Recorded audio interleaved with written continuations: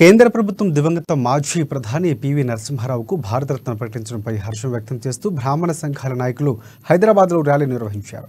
Necklace రోడ్లోని PV విగ్రహానికి పూలమాల వేసి నివాళులర్పించి పివి జ్ఞానభూమి వరకు భారీ ర్యాలీ చేపట్టారు.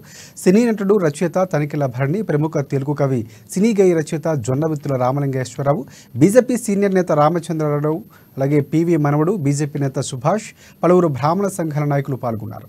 ఆర్థిక సంస్కరణలతో పివి నరసింహారావు దేశాన్ని వృద్ధి పదంలో నడిపించారని వారు కొనియాడారు. పివికి భారతరత్న తెలంగాణకే కాదు యావత్తు దేశానికే గర్వకారణమని పేర్కొన్నారు. ఇవ్వడం చాలా అందరికీ గర్వకారణం. భారతదేశంలో ఈ సందర్భంగా ఒక గ్లోబల్ బ్రాహ్మిన్స్ వెల్ఫేర్ అసోసియేషన్ నుంచి ప్రజలందరికీ, అలాగే ముఖ్యంగా బ్రాహ్మణ్యానికి ఆయన చేసిన సేవలు ఎనలేనివి.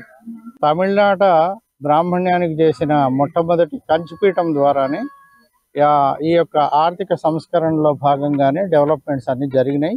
అట్లనే తెలంగాణకు కూడా, తెలంగాణలోనే ఆయన పుట్టారు కాబట్టి ఖచ్చితంగా తెలంగాణ ప్రజలందరికీ కూడా శుభాకాంక్షలు తెలియజేస్తూ మీ గిరిప్రసాద్ శర్మ. 1991 నుంచి 96 వరకు మన దేశ ఆర్థిక స్థితిని మెరుగుపరిచిన మన భారత మాజీ ప్రధాని పివి నరసింహారావు గారికి భారతరత్న ప్రదానం చేసినందుకు భారత ప్రభుత్వానికి ధన్యవాదాలు తెలుపుతూ, ఈ రోజు ఎంతో ఘనంగా పివి నరసింహారావు గారి విగ్రహం నుంచి పివి ఘాట్ వరకు మన బ్రాహ్మణ సంఘాల ఆధ్వర్యంలో ఘనంగా ఊరేగింపు తీసి ఈరోజు పివి గారికి నివాళులు అర్పించాం.